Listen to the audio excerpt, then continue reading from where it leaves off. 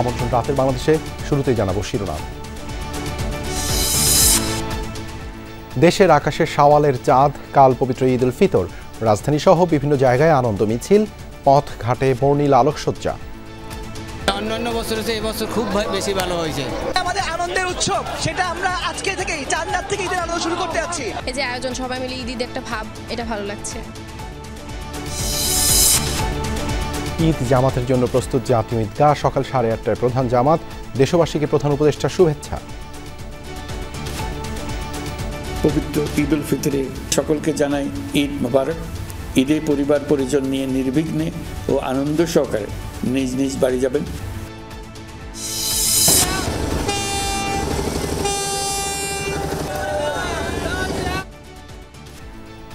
ঈদযাত্রা শেষ দিনেও সড়ক ও রেলপথে স্বস্তি। গাদাগাদি হলেও হাসি মুখে বাড়ির পথ ধরেছেন লঞ্চ যাত্রীরা।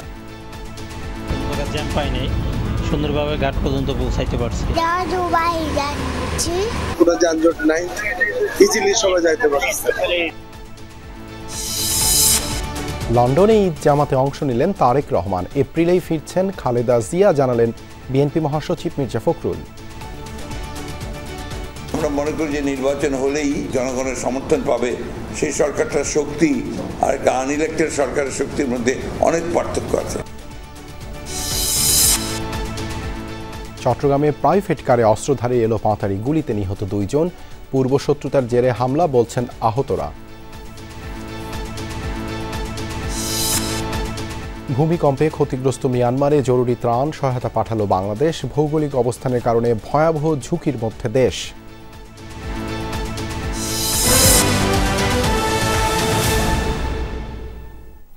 ঈদ মোবারক। এতক্ষণ শিরোনাম দেখছিলেন, আপনাদের সঙ্গে আছি আমি দেবাশিস চন্দ্র সরকার। পবিত্র শাওয়াল মাসের চাঁদ দেখা গেছে। আগামীকাল পবিত্র ঈদ উল ফিতর। সেই খুশিতে ভাসছে দেশ। বহু বছর পর চাঁদ রাতে ঢাকার রাস্তায় বেরিয়েছে আনন্দ মিছিল, যেখানে তুলে ধরা হয়েছে ঢাকার ইতিহাস, ঐতিহ্য। সবার প্রত্যাশা, ঈদের এই খুশি ছড়িয়ে পড়বে প্রতিটি অঙ্গনে। মানুষে মানুষে বাড়বে সম্প্রীতি আর সৌহার্দ্য। আনুষ্ঠানিক ঘোষণা না হলেও সবার মাঝেই ঈদের প্রস্তুতি। শেষ রোজা ধরে ইফতারের আগে অনেকেই আসেন জাতীয় মসজিদ বাইতুল মোকাররমে। এখানেই বসে জাতীয় চাঁদ দেখা কমিটির বৈঠক। ইফতারের পরপরই কক্সবাজার সহ বিভিন্ন জেলা থেকে আসতে শুরু করে শাওয়াল মাসের চাঁদ দেখার খবর। বাংলাদেশের আকাশে পবিত্র শাওয়াল মাসের চাঁদ দেখা গেছে। আগামী 1 শাওয়াল 1446 হিজরি, 17 চৈত্র 1431 বঙ্গাব্দ, 31 মার্চ 2025 খ্রিস্টাব্দ সোমবার সারা দেশে পবিত্র ঈদ উল ফিতর উদযাপিত হবে। একসময় চাঁদ রাতে ঢাকার রাস্তায় বের হতো বর্ণাঢ্য জৌলুস। সেই হারিয়ে যাওয়া ঐতিহ্য এবার ফিরিয়ে এনেছে সংস্কৃতি মন্ত্রণালয়। শিল্পকলা একাডেমির প্রাঙ্গণে এমনই একটি আয়োজনে যোগ দেন সংস্কৃতি উপদেষ্টা, যেখানে তুলে ধরা হয় ঢাকার ইতিহাস, ঐতিহ্যকে। দীর্ঘদিন আমাদের এখানে একটা ধর্ম এবং সংস্কৃতির মধ্যে একটা ফ্যাসাদ লাগিয়ে রাখা হয়েছিল। আমরা এই ফ্যাসাদ থেকে বেরিয়ে আসতে চাই এবং আমরা মনে করি যে আমরা সেই পথে হাঁটছি। আপনারা দেখতে পাচ্ছেন আমাদের এখানে ঈদের আগে চাঁদ রাতে উৎসব হচ্ছে। কালকে ঢাকা সিটি কর্পোরেশনের উদ্যোগে ঈদ মিছিল হবে। এরপরে নববর্ষে আপনারা দেখবেন যে বাংলাদেশের সবচেয়ে বড় নববর্ষের শোভাযাত্রাটা, সবচেয়ে ইনক্লুসিভ শোভাযাত্রা হবে। মেহেদি পরা, কাওয়ালি গান, বাদ্যবাজনা, এমনকি আনন্দ মিছিল, কোনো কিছুরই কমতি ছিল না আয়োজনে। এমন আয়োজনে যোগ দিতে পেরে উচ্ছ্বাস প্রকাশ করে ঢাকাবাসী। ভালোই লাগে। আমি ছোটবেলা হইতেই আমি এই রকমের মজা করছি, আনন্দ করছি, গান গাইছি, নাচছি। এইরকম চাঁদ রাত কখনো আমার হয় নাই, এই প্রথম ফার্স্ট একটু বেশি এনজয় করতেছি। নগরবাসী মনে হয় না এত স্বতঃস্ফূর্ত অংশগ্রহণে কোনো চাঁদ রাত উদযাপন করছে কিনা। ঈদ উপলক্ষে প্রধান উপদেষ্টার কার্যালয়, সংসদ ভবন ও সচিবালয়ের মতো রাষ্ট্রীয় গুরুত্বপূর্ণ সরকারি ভবনগুলোতে করা হয়েছে আলোকসজ্জা।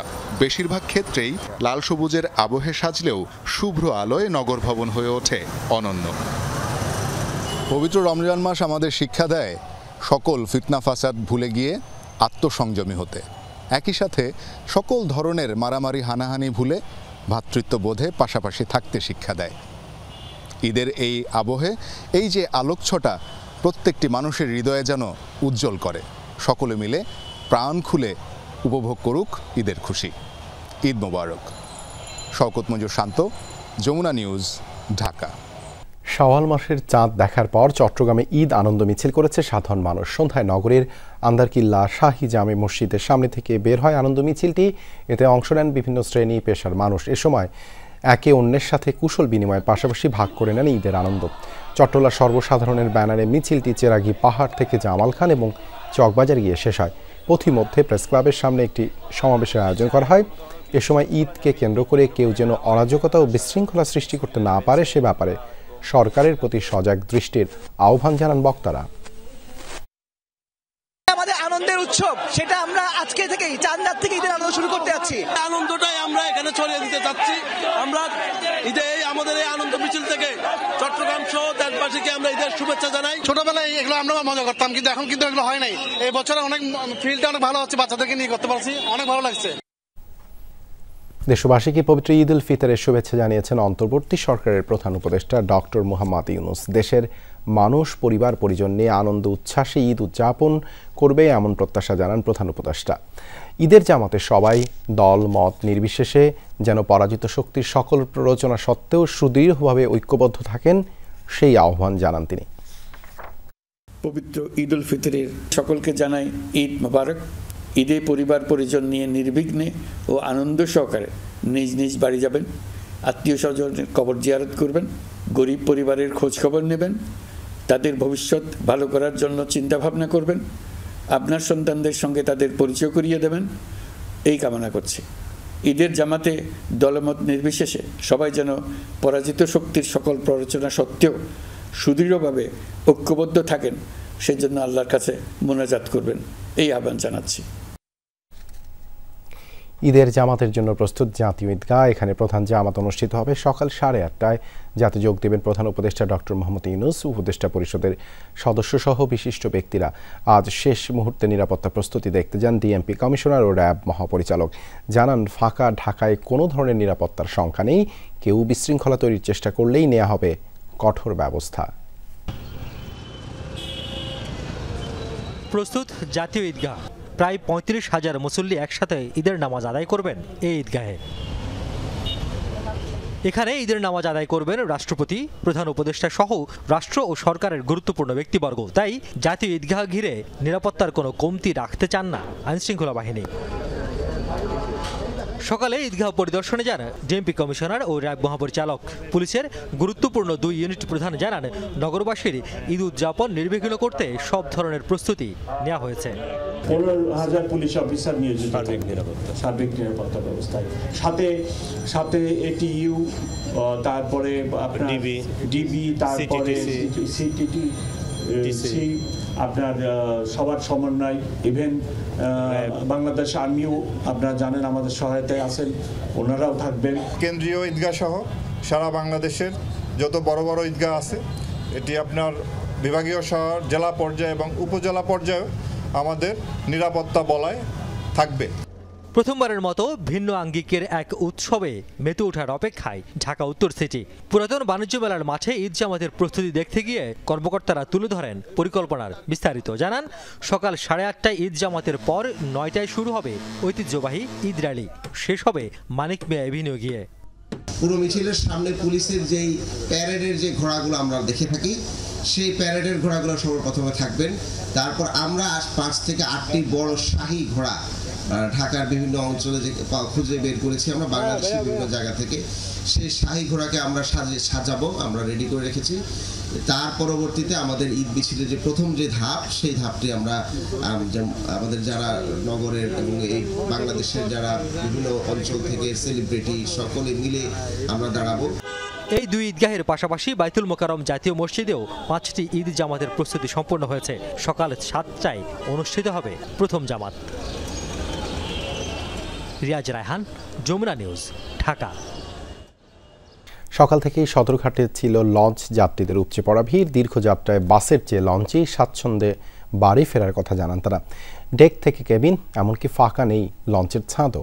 যাত্রী পরিপূর্ণ থাকায় সন্তুষ্ট লঞ্চ মালিক ও কর্মচারীরা, তবে বাড়তি ভাড়া আদায়ের অভিযোগ করেছেন কিছু যাত্রী। ঈদ ঈদ এলি এ যেন চেনা ছবি। সদরঘাট লঞ্চ টার্মিনাল ঘরমুখো মানুষের ভিড়ে ঠাসা। প্রিয়জনদের সাথে ছুটি কাটাতে বাড়ির পথ ধরেছে হাজারো যাত্রী। শেকড়ের টানে যেতে হবে বাড়ি, ভিড় আর ভোগান্তি যেখানে তুচ্ছ। বাস নয়, লঞ্চের যাত্রাই উপভোগ্য দক্ষিণাঞ্চলবাসীর কাছে। এবার একটু ছুটিটা একটু ভাগ ভাগ হয়েছে, এই জন্য মানুষ ধীরে ধীরে যাইতে পারতেছে। আলহামদুলিল্লাহ ভালোই লাগতেছে, সমস্যা নেই। বাপ মা ভাই ব্রাদার ঈদ করবো, ভাই যাইতেই ভালো। এবছর অতটা গ্যাদারিং নেই, মানে খুব নিরাপদেই আমরা যেতে পারতেছি। আগে তো এই সামনে আমরা দাঁড়াইতে পারতাম না, সদরঘাটে জ্যাম লাগতো। আজকে আমরা আসছি একদম রিল্যাক্সে চলে আসছি। মানে এতদিন পরে বাড়ি যাচ্ছি, অনুভূতিটাই অন্যরকমের। কেবিন থেকে ডেক সবখানেই যাত্রীর উপচে পড়া ভিড়। যাত্রী পূর্ণ হলেও দক্ষিণাঞ্চলমুখী প্রতিটি লঞ্চ ছেড়েছে কিছুটা দেরিতে। ধারণ ক্ষমতার অতিরিক্ত যাত্রী বহন ও বাড়তি ভাড়া নেওয়ার অভিযোগ করেন কেউ কেউ। যেই বিছনা আমরা নিজেরা 300 টাকায় যাই, ওই বিছনা এখন 2000 টাকা। তো লঞ্চে 400 টাকায় আছে, সেই হিসাবে লঞ্চে আলহামদুলিল্লাহ ভালো। আমরা কোনো বাড়তি বা কোনো জুলুম বা কোনো অতিরিক্ত কোনো আমরা ভাড়া দিই না। ঘরমুখো মানুষের এই ভিড়ে ছাড়িয়ে যায় টার্মিনাল থেকে গুলিস্তান পর্যন্ত। তীব্র যানজট আশপাশের সড়কেও। দুপুরের দিকে একটু কম ছিল, এখন দেখেন এখনো অনেক চাপ সৃষ্টি হয়েছে। তা আমরা আশা করি যে এই চাপ কিছু হবে না। আমরা প্রত্যেকটা লঞ্চ একটু ওভারলোডিং করতে দিই না। লঞ্চের যাত্রী হইলে আমরা লঞ্চ ছেড়ে দিতে বাধ্য করতেছি। যাত্রীরা যেন সুন্দরভাবে যাইতে পারে, মানে সকল ব্যবস্থা আমরা গ্রহণ করছি। এবং যাত্রীদের নিরাপত্তার জন্য আমাদের এখানে র্যাব পুলিশ, নৌ পুলিশ, ডিএমপি পুলিশ, আর্মিরা সবাই টহল দিচ্ছে। যাত্রীদের নিরাপদে ঘরে পৌঁছে দিতে তৎপর রয়েছে আইন শৃঙ্খলা বাহিনী।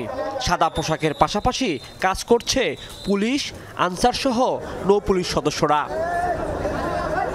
রাজীব আহমেদ, যমুনা নিউজ, ঢাকা। চাঁদ রাতে আনন্দঘন পরিবেশ আর স্বস্তি নিয়ে ঈদ উদযাপনে বাড়ির পথ ধরেছেন যাত্রীরা। বেসরকারি চাকুরিজীবী আর খেটে খাওয়া মানুষরা শেষ রাতের ট্রেনে ফিরছেন শেকড়ে। যদিও লম্বা ছুটির কারণে এবার রেলপথে যাত্রায় ছিল স্বস্তি। দুর্নীতির প্রশ্নে সরকারের কঠোর অবস্থানে এই অর্জন সম্ভব হয়েছে। স্টেশন পরিদর্শনে গিয়ে জানালেন স্বরাষ্ট্র উপদেষ্টা। ঈদের আগে কিশোরগঞ্জের পথে শেষ ট্রেন। ঢাকায় চাঁদ দেখে বাড়ির পথ ধরলেন এই যাত্রীরা। কমলাপুর থেকে পৌনে 7টায় ছেড়ে এসে 25 মিনিটের মধ্যে বিমানবন্দর স্টেশনে। এখান থেকে উঠেছেন অনেক যাত্রী। প্রিয়জনদের সঙ্গে ঈদ করার আনন্দ আর উত্তেজনা তাদের মধ্যে। তাই কারো কারো মধ্যে দ্রুত ট্রেনে ওঠার তাড়া। আগে ছুটি হয়ে গেছে তো মানুষ বিভিন্নভাবে গেছে, আগে গেছে, যার জন্য এবার সুবিধা হয়েছে। আমার মা বাবা দেশে থাকে, তাই আমি তাড়াতাড়ি যাচ্ছি আর কি। ট্রেনে যেতেছি, ভালো লাগতেছে। এবার দেখা যাচ্ছে টিকিটও পাইলাম সুন্দর করে।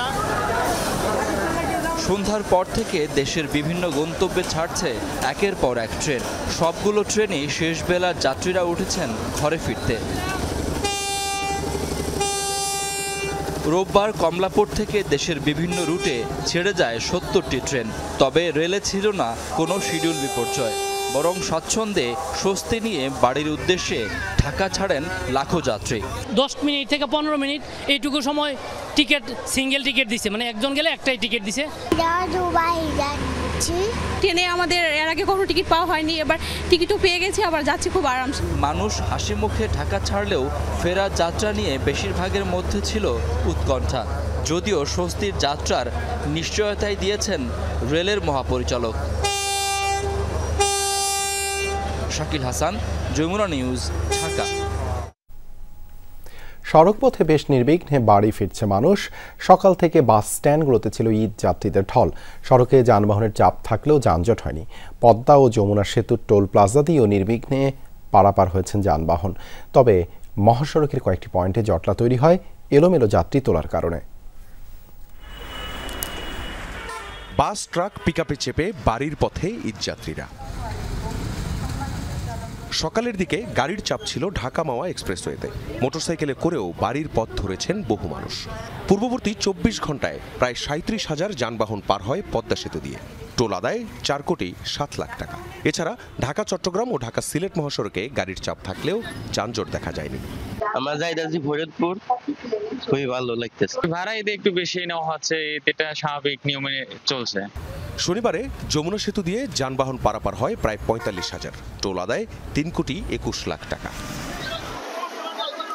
ঢাকা টাঙ্গাইল মহাসড়কে বাইপাইল, চন্দ্রা, খারাজোড়া সহ কয়েকটি পয়েন্টে যাত্রী তোলার কারণে তৈরি হয় জটলা। কয়েক কিলোমিটার এলাকা জুড়ে গাড়ি চলে ধীর গতিতে, তবে বড় ধরনের যানজট লাগেনি। স্বাভাবিক আছে, কোনো যানজট নাই, ইজিলি সবাই যাইতে পারছে।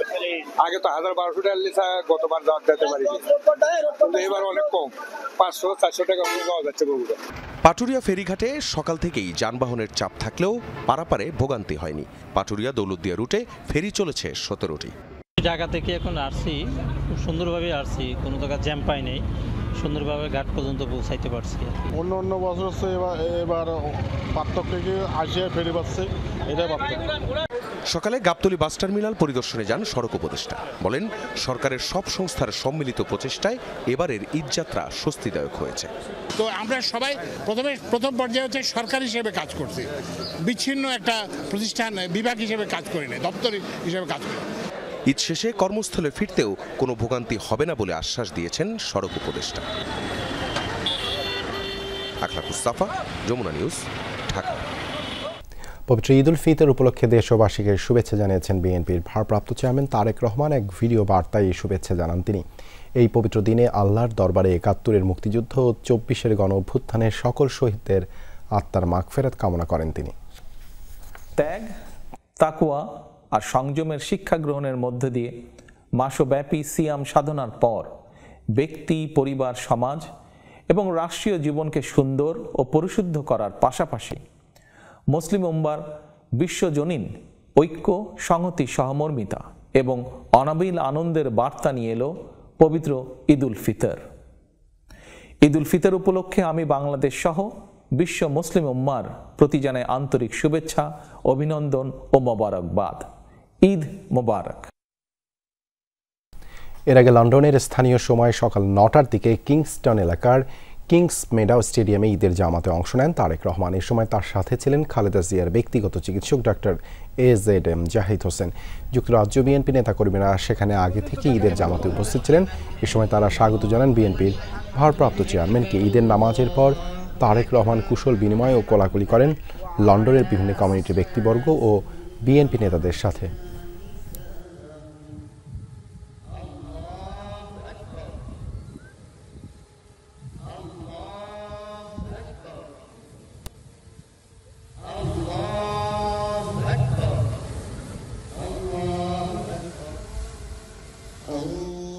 আজকে আমরা এই ঈদের ফিতরের নামাজ ঐতিহ্যবাহী কিংস্টন স্টেডিয়ামে আগামী দিনের রাষ্ট্রনায়ক বিএনপির ভারপ্রাপ্ত চেয়ারম্যান তারেক রহমানের সাথে আমরা একত্রে এবং স্টেডিয়ামটা ফুল হয়েছিল নামাজ পড়েছি।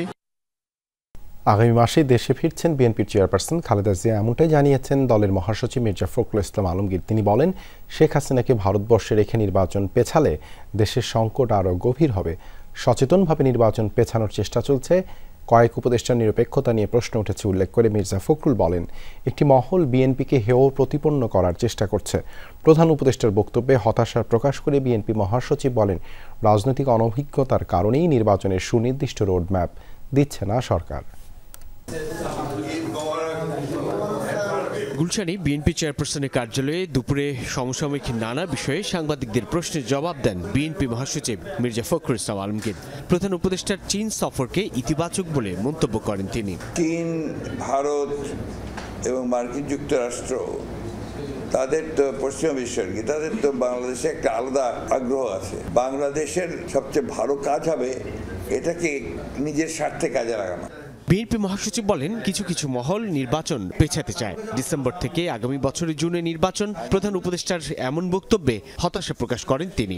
আমার যে গণতন্ত্রের শত্রু তাকে ভারতবর্ষে বসিয়ে রেখে আমি আপনার নির্বাচনটাকে পেছাবো, এটা আরও বেশি সংকট তৈরি করবে বলে আমার মনে হয়। যে নির্বাচনটা যে আমরা চাচ্ছি এটা নট বিকজ অফ যে আমরা ক্ষমতা যাওয়ার জন্য চাচ্ছি। আমরা মনে করি যে নির্বাচন হলেই জনগণের সমর্থন পাবে, সেই সরকারটার শক্তি আর একটা আনইলেক্টেড সরকারের শক্তির মধ্যে অনেক পার্থক্য আছে।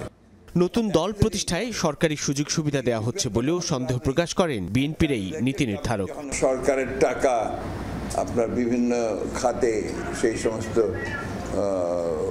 উপদেষ্টা যারা আপনার জড়িত তারা ব্যয় করছেন, দলের সঙ্গে যারা জড়িত আর কি, এটা কখনোই নিরপেক্ষতা বহাল করতে পারে না। দলকে প্রতিষ্ঠা করার জন্য সরকারি সুযোগ সুবিধা ব্যবহার করা। প্রফেসর ইউনূস সাহেব যদি মনে করেন যে কারোর জন্য নিউট্রালিটি ব্যাহত হচ্ছে, তাকে তার ক্যাবিনেট থেকে বের করে দেওয়া উচিত। বিএনপির জনপ্রিয়তা নষ্ট করার চেষ্টা চলছে বলেও দাবি করেন মহাসচিব। জানান, সামাজিক মাধ্যমের কোনো জবাবদিহিতা নেই। বরাবরই বাংলাদেশপন্থী উল্লেখ করে মির্জা ফখরুল বলেন, বিএনপিকে ভারতপন্থী হিসেবে চিহ্নিত করার চেষ্টা চলছে। 5 তারিখের আগে পর্যন্ত বিএনপি ভালো দল ছিল, লড়াই করেছে, তাই না? 5 তারিখের পরে বিএনপি খারাপ দল হয়ে গেছে। 15টা বছর লড়াই করেছি। বিএনপির জনপ্রিয়তাকে যদি কমিয়ে ফেলা যায়, তাহলে যারা আপনার একদিকে বিএনপির বিরুদ্ধে অথবা দেশের বিরুদ্ধে অথবা গণতন্ত্রের বিরুদ্ধে, তারা ফায়দা লুটতে সহজ হয় তাদের পক্ষে। আওয়ামী লীগ নিষিদ্ধের ভার জনগণের উপর ছেড়ে দিয়ে গণহত্যার বিচার দ্রুত করার দাবি জানান মির্জা ফখরুল। 5 আগস্টের ভূমিকায় সেনাবাহিনী আরও একবার নিজেদের দেশপ্রেমিক হিসেবে প্রমাণ করেছে বলেও মনে করেন বিএনপির এই নেতা। আমরা যখন ছিলাম সব ভালো করেছি তা তো বলছি না, ভুল হয়েছে, ত্রুটি হয়েছে। আমরা তো নতুন প্রস্তাব নিয়ে এসেছি, নিউ প্রপোজাল নিয়ে এসেছি, সেই প্রপোজালগুলো দিয়ে বিচার করুন। সাইফুদ্দিন রবিন, যমুনা নিউজ, ঢাকা। ঈদ মানেই আনন্দ, ঈদ মানে খুশি, আর এই খুশিতে বাড়তি মাত্রা যোগ করে চাঁদ রাতের ঈদ শপিং।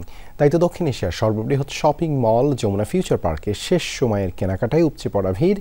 এক ছাদের নিচে নামি দামি সব ব্র্যান্ড পাওয়ায় দুহাত ভরে কেনাকাটা করছেন ক্রেতারা। বেচা কেনা ভালো হয়, খুশি বিক্রেতারাও। আর মাত্র কয়েক ঘন্টা, রাত পহলেই মুসলমান ধর্মাবলম্বীদের সবচেয়ে বড় ধর্মীয় উৎসব ঈদ উল ফিতর। শেষ সময়ে ক্রেতাদের পদচারণায় মুখর বিপণী বিতানগুলো। দক্ষিণ এশিয়ার বৃহত্তম শপিং মল যমুনা ফিউচার পার্কেও জমজমাট বেচাকেনা। বর্ণিল সাজে সেজেছে আউটলেটগুলো। শেষ সময়ে পরিবার পরিজন নিয়ে ঈদের কেনাকাটায় ব্যস্ত ক্রেতারা। এক ছাদের নিচে সব পণ্য পেয়ে খুশি তারা। প্যান্ট নিলাম, শার্ট নিলাম, পাঞ্জাবি নিলাম। দাম সীমিত, আগের চেয়ে ভালো আছি আমরা। এখানে 50% ডিসকাউন্ট দেওয়া তো খুব মানে রিজনেবল একটা প্রাইস। তারপর একটা পাঞ্জাবি নিলাম, এই যে আমি ট্রেন নিলাম হলো 2000 টাকা। এতদিন ওয়েট করার পরে একটা মোবাইল কিনলাম, ঈদ উপলক্ষে কিনলাম। ঈদের খুশির লগে মোবাইলের খুশি দুটা অ্যাডজাস্ট করে আনন্দ করব। ঈদ উপলক্ষে বিপণী বিতানগুলো দিচ্ছে বিশেষ মূল্য ছাড় ও লোভনীয় অফার। সুযোগে তা লুফে নিচ্ছেন ক্রেতারাও। জমজমাট বেচাকেনায় সন্তুষ্ট ব্যবসায়ীরাও। কাস্টমার রেসপন্স অনেক পাচ্ছি, আলহামদুলিল্লাহ সেল ভালো যাচ্ছে। হ্যাঁ, কিছুটা মনে হচ্ছে যে একটা ঈদের একটা আমেজ যেটা থাকে আর কি, ওইটা এখন পাওয়া যাচ্ছে। চাঁদ রাত অনুযায়ী সকালবেলা মার্কেট ওপেন করার পর থেকেই, শোরুমের শাটার ওপেন করার পর থেকে আলহামদুলিল্লাহ কাস্টমার বেসমেন্ট খুব ভালো। তো গত বছরের তুলনায় বা এর আগের বছরের তুলনায় চাঁদ রাতের হিসাব যদি করি, তাহলে ম্যাক্সিমাম মানে ভালো পর্যায়ে এখন পর্যন্ত আছে আলহামদুলিল্লাহ। যমুনা ফিউচার পার্কে ঈদ আয়োজনে প্রতি বছরের মতো এবারও চলছে কোটি টাকার ঈদ অফার। ঈদ উল ফিতরের আনন্দকে বহুগুণে বাড়িয়ে দিতে রমজান মাসব্যাপী এই আয়োজন করেছে যমুনা ফিউচার পার্ক কর্তৃপক্ষ। আশিক মাহমুদ, যমুনা নিউজ, ঢাকা। মিয়ানমার থাইল্যান্ডে ভূমিকম্পের ভয়াবহতা দেখে যেন টনক নড়েছে বাংলাদেশের। বিশেষজ্ঞরা বলছেন, দীর্ঘদিন ধরে টেকটনিক প্লেটে জমা হচ্ছে শক্তি, যে কোনো সময় আঘাত হানতে পারে 8 কিংবা 9 মাত্রার ভূমিকম্প। কিন্তু এই প্রলয়ের জন্য কতটা প্রস্তুত বাংলাদেশ? সুমাইয়া ঐশী জানাচ্ছেন। বিস্তারিত ক্যামেরায় ছিলেন পার্থ রায়। পরপর দুটি ভূমিকম্পে তছনছ মিয়ানমার ও থাইল্যান্ড। এই দৃশ্য দেখে বুক কেঁপেছে বাংলাদেশেরও। আবহাওয়া অফিসের তথ্য বলছে, 2023 সাল থেকেই হঠাৎ করেই বাংলাদেশ ও এর আশপাশে ভূমিকম্পের প্রবণতা বেড়েছে। 2024 সালে বাংলাদেশ ও এর আশপাশে ভূমিকম্প অনুভূত হয় 54টি, আর চলতি বছরের মার্চ মাস পর্যন্ত 3 মাসেই অনুভূত হয়েছে 42টি ভূমিকম্প। ভূমিকম্পের যে রিজিয়নটা আমরা একটি বলতেছি, ওই রিজিয়নে কিছু জায়গায় গ্যাপ থাকে, যেটাকে আমরা সিজমিক গ্যাপ বলি। এই সিজমিক গ্যাপের মধ্যে কিন্তু ভূমিকম্প হয়, যেটা গত শুক্রবার হয়েছে বাংলাদেশের নর্থে এবং আমাদের যে নর্থ ইস্টে। এইদিকে কিন্তু আবার ভূমিকম্প আগে হয়েছে এবং দেখা যাচ্ছে যে 100 বছর কোনো ভূমিকম্প বড় নাই। তো এই দিক বিবেচনা করলে আবার হতে পারে। বিশেষজ্ঞরা বলছেন এরই মধ্যে ভূতলে ৮০০ থেকে ১,০০০ বছরের শক্তি জমা হয়েছে, যার ফলে হতে পারে ৮.২ থেকে ৯ মাত্রার বড় ভূমিকম্প। তেমনটা হলে ঢাকা, সিলেট, চট্টগ্রাম ও ময়মনসিংহের অপরিকল্পিত অঞ্চলগুলো হবে ধ্বংসস্তূপ। জনবহুল এলাকায় তাৎক্ষণিকভাবে প্রাণহানি হতে পারে ২ থেকে ৩ লাখ মানুষের। অবরুদ্ধ হতে পারে আরও অন্তত ৫ লাখ বাসিন্দা। এখানে ক্রমান্বয়ে শক্তি সবসময় বৃদ্ধি পাচ্ছে এবং গত ৮০০ থেকে ১,০০০ বছর ধরে এই প্লেটটা লকড হয়ে আছে। এই যে শক্তিটা সঞ্চিত হয়েছে সেটা আজ হোক কাল হোক এই শক্তি বের হতেই হবে।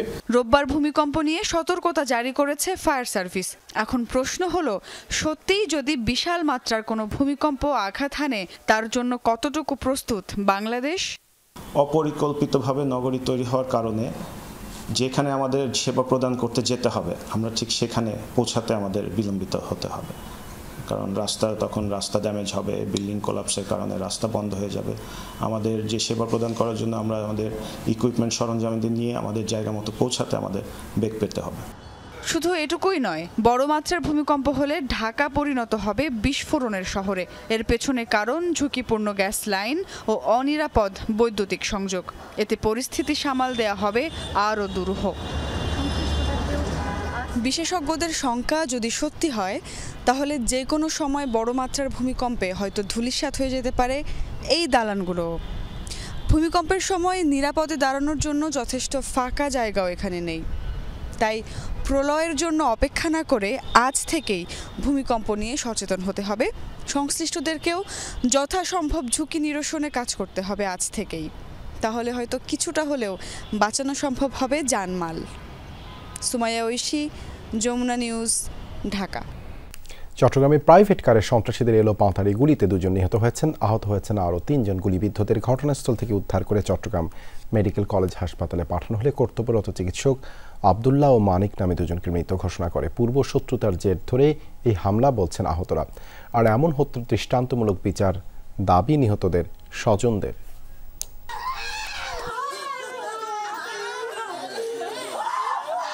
সন্তানকে হারিয়ে বারবার মুছা যাচ্ছিলেন নিহত আবদুল্লাহর মা।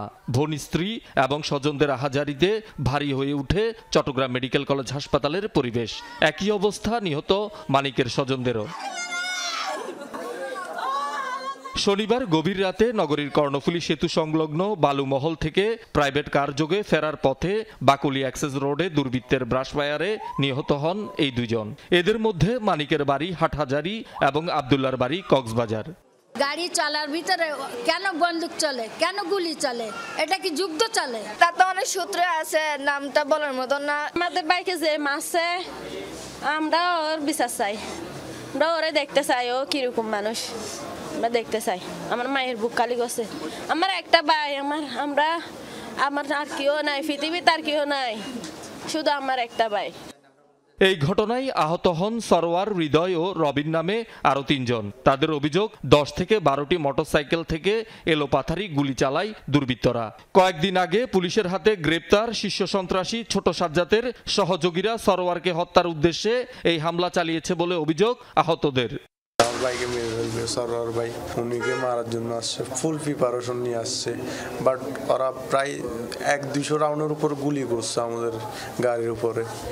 আমাদেরকে প্রায় আধা ঘন্টা ১ ঘন্টার মতন আমাদেরকে দূরাইছে ওরা। বরিন্নাথের সাজ্জাদ আছে যে ওনার সাথে মনে হয় এন্টি আছিল আগে, এগুলো নিয়ে আর কি। আর ওই যে এটমাটার সাজ্জাদ বলে যে ওরা এগুলো করতেছে আর কি। হত্যাকাণ্ডে জড়িতদের ধরতে অভিযান চলছে বলে জানিয়েছে পুলিশ। ওরা হয়তো মানে আরো বড় ধরনের ক্ষতি করার ছিল, টার্গেট ছিল। পুলিশ থাকাতে হয়তো ক্ষয়ক্ষতি একটু কম হয়েছে। ওরা কিন্তু সার্ভারের কথা বলেছে, কিন্তু কি জন্য এই ঘটনা ঘটেছে এটা আসলে এখনো কনফার্ম নাই। শহীদুল সুমন, যমুনা নিউজ, চট্টগ্রাম। ভূমিকম্পে ক্ষতিগ্রস্ত মিয়ানমারে ১৬.৫ টন ত্রাণ সামগ্রী পাঠিয়েছে বাংলাদেশ। অন্তর্বর্তী সরকারের প্রধান উপদেষ্টার নির্দেশে সকালে প্রাথমিকভাবে সেনাবাহিনী ও বিমান বাহিনীর 2টি পরিবহন বিমান জরুরি ত্রাণ নিয়ে মিয়ানমারের ইয়াঙ্গুন যায়।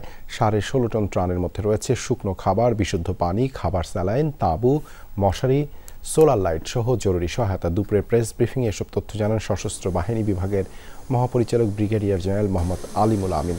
বলেন, শক্তিশালী ভূমিকম্পের ফলে মিয়ানমারের বিভিন্ন অঞ্চলে খাদ্য, পানি ও বাসস্থান সংকট দেখা দিয়েছে।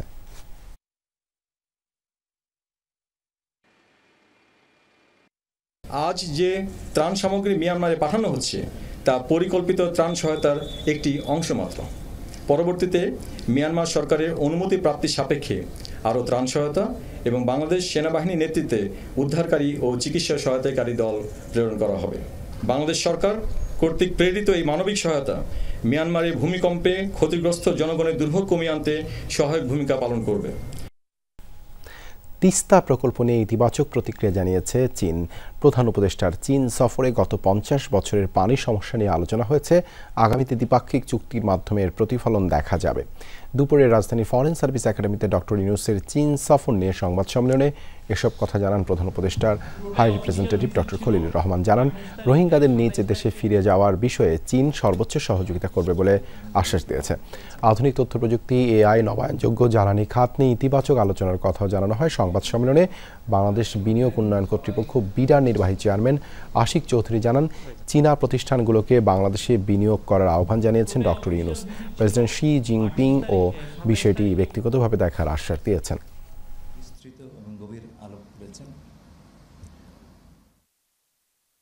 রোহিঙ্গার বিষয়ে আমরা সেই প্রধান উপদেষ্টা বিষয়টি তুলেছেন এবং চীন তার সর্বাত্মক সহযোগিতা দেবে এবং পরিষ্কারভাবে চীন বলেছে যে রিপ্যাট্রিয়েশনের ব্যাপারে তারা তাদের সাধ্যমতো সফল রকম চেষ্টা করবে।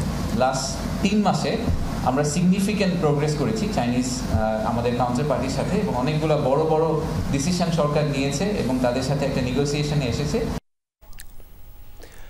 সবাইকে ঈদের শুভেচ্ছা জানালেন ক্রিস্টিয়ানো রোনালদো। নিজের ফেসবুক পেজে সৌদির ঐতিহ্যবাহী পোশাকে এক ছবি পোস্ট করে ভক্তদের উদ্দেশ্যে ঈদের শুভেচ্ছা জানান CR7। ছবিতে দেখা গেছে তার হাতে আরবের ঐতিহ্যবাহী তলোয়ার এবং কাঁধে সৌদি পতাকার মতো একটি কাপড়। ছবির ক্যাপশনে রোনালদো লেখেন, সবাইকে ঈদের শুভেচ্ছা, আনন্দ, শান্তি ও ভালোবাসায় ভরে উঠুক আপনাদের জীবন, প্রিয়জনদের সঙ্গে কাটুক এক আনন্দমুখর ঈদ। ঈদ মোবারক। আল নাসরের হয়ে খেলতে গত 2 বছরেরও বেশি সময় ধরে সৌদি আরবে অবস্থান করছেন রোনালদো।